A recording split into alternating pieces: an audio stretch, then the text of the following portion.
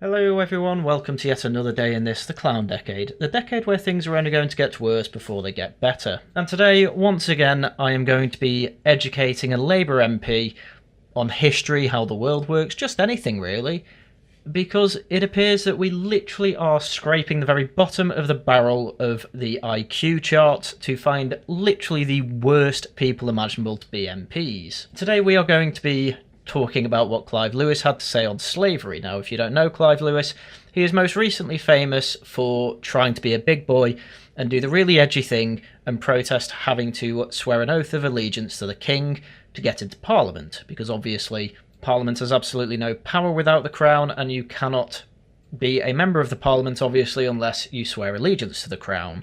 The whole point is that the crown represents the country. And so this is how Clive originally swore his oath of allegiance. I take this oath under protest and in the hope that one day my fellow citizens will democratically decide to live in a republic. Until that time, I do solemnly, sincerely and truly declare and affirm that I will be faithful and bear true allegiance to His Majesty King Charles according to law. Now, if we had it my way, I would say, okay, you have basically just admitted you are never going to actually and solemnly and honestly affirm that you will swear allegiance to the king. And so because of that, you are not allowed to be an MP. This is exactly what Sinn Féin do whenever they're voted in Northern Ireland constituencies. They will simply not go to Parliament. They don't take any money. They literally just get voted in as paper candidates to say, we don't want to be represented in Parliament because we want to be independent. That is the point. And so if Clive wants there to be a republic, he shouldn't be sitting in Parliament, because he is openly saying he will not swear allegiance to the king.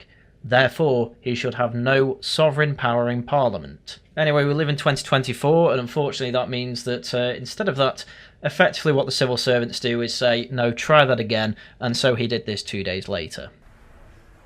I was elected to Parliament to represent my constituents and our country to the best of my ability, to defend democracy and uphold human rights. And one day, I hope all members of Parliament will be entitled to swear an oath of allegiance based on those values. And then he reads out his affirmation properly, but even then, adding all that stuff on, effectively, you get the idea. Clive Lewis is literally just the type of MP who is simply there as an activist. That is all he is there for. He isn't there to actually implement any change, but simply to criticise those in power. And he has been in the shadow cabinet in the past, yet did not make it onto the cabinet proper once Keir Starmer got into power. Anyway, for the purposes of this video, we will simply stick to Clive Lewis's takes on history. I will get to the main point of the video soon, but first, we have to go through an article he wrote back in 2023 for the Byline Times. A disunited kingdom, Britain is built on forgetting our imperial history. Maintaining the illusionary story of what Britain was is integral to the illusion of what Britain is, and the maintenance of political and economic hegemony, writes MP Clive Lewis. In other words, Clive Lewis is very much on the Otto-English side of how we read history, in that basically everything Britain did that was good, we actually didn't do, and actually everything that Britain did that was bad in history was actually way worse than you think. That's effectively how they see British history. And this article is going to explain why. Of the stories we tell ourselves, the stories we tell each other, and the stories the powerful and political class tell the rest of us, the last one is of particular interest to me. Why? We know those who control the past control the present, therefore the stories we tell ourselves about our past will determine the parameters of what today is considered politically possible and what's ruled out. And it partly explains, for example, why England can have Brexit but Scotland can't have independence. It's clearly powerful. Scotland can't have independence because it never paid back the money we sent them to bail them out for failing to colonise Panama. Literally, that was the deal in 1705. We will bail you out, you become part of the Union forever. The best way they can get out of it is by paying that back. Why else do you think the Farageist right of this country, the intellectual inheritors of Enoch Powell?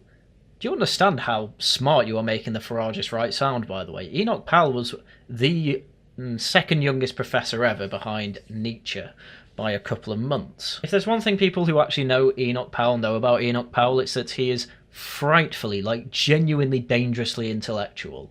That's actually a massive compliment to Farage, you know. are so intent on waging and winning their history wars, it's because they understand that maintaining the illusionary story of what Britain was is integral to the illusion of what Britain is and the maintenance of their political and economic hegemony. And this just goes to show that Clive Lewis doesn't know a damn thing about Enoch Powell.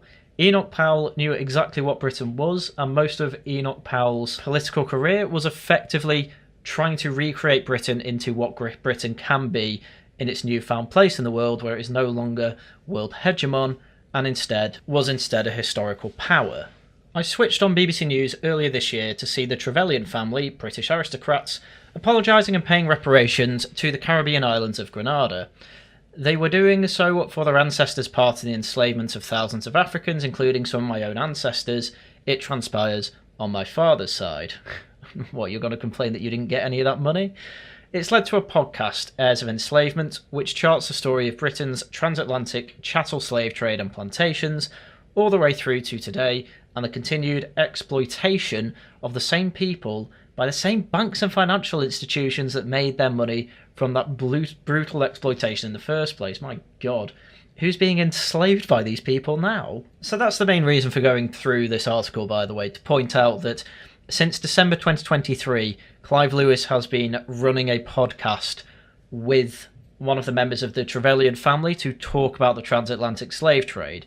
This in turn has given him the false sense of security that he knows what he's talking about, as we will get into later. But just before that, I really need to read these paragraphs. The former BBC journalist Laura Trevelyan, my co-presenter, told me something which stuck in my head because it is redolent of a wider truth. She explained how her family had told itself for generations that they were part of the good and the great of British history, the Irish potato famine aside.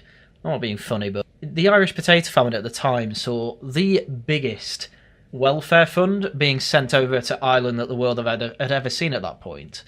It's so annoying when people say the British wanted to kill the Irish. The British sent as much as they could over to Ireland to try and ease the death and disease that the famine caused. Obviously it wasn't enough, but typically if you had famines in the past, basically no help was given ever. Queen Victoria sent £2,000 of her own money to Ireland to help the people there. Again, to say the potato famine was the fault of the British, yeah, it kind of. But then again, that's not the whole story, as I think I'm going to be saying a lot today. They were renowned historians, civil service reformers, and even Labour Party secretaries of state. But the realisation they had enriched themselves through the longest, most brutal and exploitative crimes against humanity ever perpetuated, from what I could discern, was like being woken up by a bucket of cold slop, a shock to the system. Again, that's not even true. If we're just talking about the transatlantic slave trade, it was Portugal that started it first, and it was also Portugal that sent the most slaves over. And by the way, that would have continued had it not been for, let me think about it for a sec, oh yeah, the British. But it opened eyes, including my own. It allowed me to see that there had been a deliberate forgetting of our history, where the usual sanitised story of slavery that focuses on abolition to the assertion that empire really wasn't that big of a deal, and if it was, well, it brought the rule of law to the world. Yeah, that's a good thing, Clive. A deliberately forgetting? But why? To cover up a crime scene that spanned the globe and hundreds of years, to completely disconnect those crimes and the wealth and power they generated, and how it ended up in the hands of the wealthy, corporations and financial institutions. So you get the idea with all that.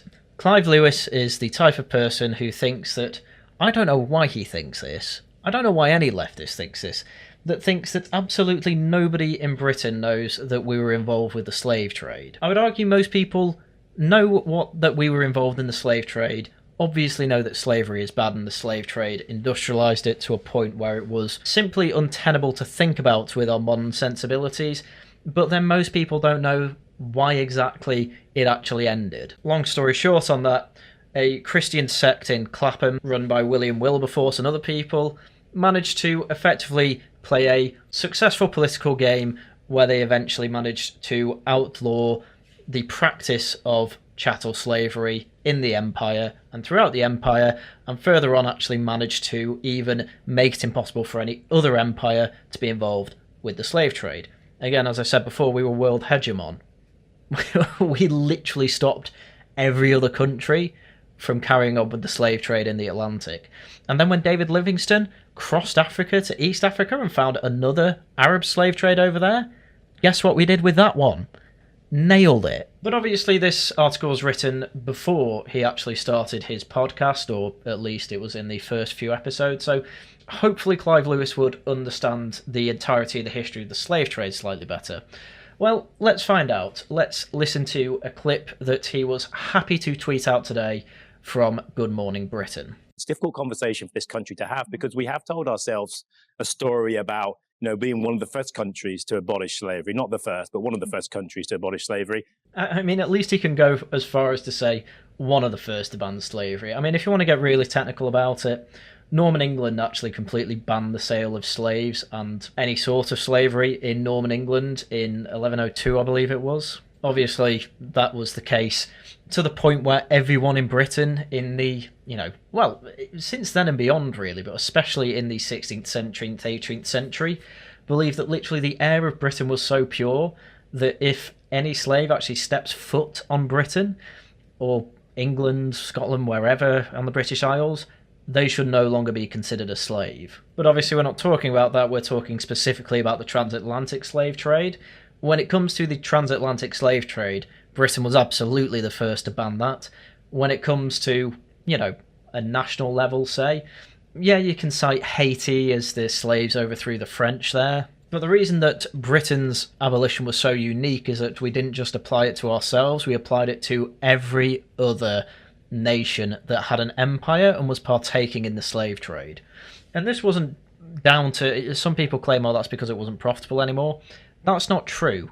Slavery actually was becoming more profitable as we abolished it. It's a well-known fact. And then stopping others from doing it. Yeah, that's a really good thing that we should absolutely celebrate and be proud of. Just for some context on how happy this made ex-slaves, by the way, the fact that the British basically existed and that they were indeed a crown colony.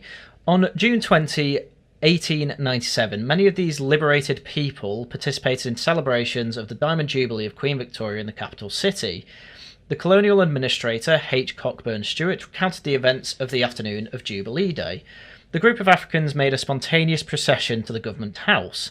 They arranged themselves in groups, each carrying a flag with the name of their African tribe, all of which were preceded by a large Union Jack, on which was printed the words, "The flag that set us free." Once they were gathered, a translator's address, having been dictated in Creole, was read in English. "We members of the different tribes of Africans living in Seychelles take the occasion of the Diamond Jubilee of Queen Victoria to express to you, her representative in these islands, our thanks for all that she and England have done for us." Back over in West Africa, in Freetown, given its namesake because that's where the Brits freed most of the slaves they caught and emancipated from, say, Spanish, French and Portuguese ships, they erected an arch to thank the British. The gateway to the Old King's Yard is situated at one of the entrances to the city of Freetown's main government hospital. It was the entrance to the compound where men and women freed from slavery were temporarily housed for documentation and minor medical attention before dispersal to settlements that came to constitute a British colony. With the total suppression of the slave trade, the Old King's Yard ceased to be in use. That's how good we were, by the way, at ending the slave trade. We literally had to close down temporary housing for freed slaves because there were literally no more.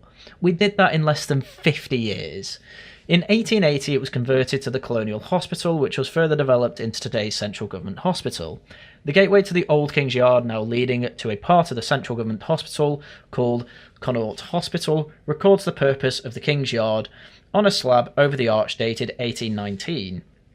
Before even 1833, where the Second Abolition Act came in, this is how early they were happy to do this. So it reads, Royal Asylum and Hospital for Africans rescued from slavery by British valour and philanthropy, erected AD 1767, that should actually be 1867, H.E. Lieutenant Colonel McCarthy. Okay, that was erected by someone in the British Army. That could just be saying, oh, they're just giving themselves a pat on the back. Well, actually, people of Freetown and Sierra Leone were so happy that the gateway to the King's Yard was proclaimed a national monument in May 1949, and is still a national monument today, even after their independence. So quite clearly, they are very happy with the history of Britain ending the slave trade. But there's a whole other side of the story which we don't talk about the actual enslavement itself, the brutal treatment. I'm not being funny, but that's all that seems to be talked about. Nobody thinks that slavery was fine. Everyone understands that slavery was abolished because it was abhorrent, horrible, a crime against humanity, if you want to go that far. People don't really have a problem with people saying the transatlantic slave trade was one of the worst things that happened in the history of the British Empire, which is why we are so happy that it was ended by us. But then what happened after emancipation? You know, it was a brutal system of apartheid. I'm sorry, are you confusing are you confusing America with the British Empire here? Or specifically South Africa? A brutal state of apartheid. Again, so brutal that people that were freed in the Caribbean were celebrating Queen Victoria, and Sierra Leone still calls its capital Freetown in honour of freeing slaves there. Yes, not everywhere in the British Empire dealt with the emancipation of slaves particularly well. I don't think anybody's saying that, but to try and claim that it ended up with a brutal system of apartheid everywhere, you can only really look in South Africa for that sort of thing. And then what we continued to do to the Caribbean, we left them with literally nothing after hundreds of years of exploitation. What in God's name are you talking about? We currently have 6 overseas development programs in the Caribbean. 350 million was sent over from 2016 to 2026 for the Infrastructure Fund, 20 million from 2016 to 2024 for the Economic Development Programme, 19.3 million from 2015 to 2023 for renewable and energy efficiency. I could go on, but you get the idea. We are obviously giving money to the Caribbean. In fact, according to historian Giles Uddy, which I've tried to corroborate these facts, you get so much stuff from Google and DuckDuckGo, even DuckDuckGo I should say, where it's just a load of nonsense in the middle of everything I'm actually trying to search for, effectively saying, did you know slavery was the worst thing ever? That I found it hard to corroborate this, but I'll take him at his word. So according to Giles, who debunked Clive himself, he mentions that up till 2009, Caribbean nations received just over $2 billion in foreign aid from the British government. And then he goes on to say, well, we even gave them money back when slavery was abolished.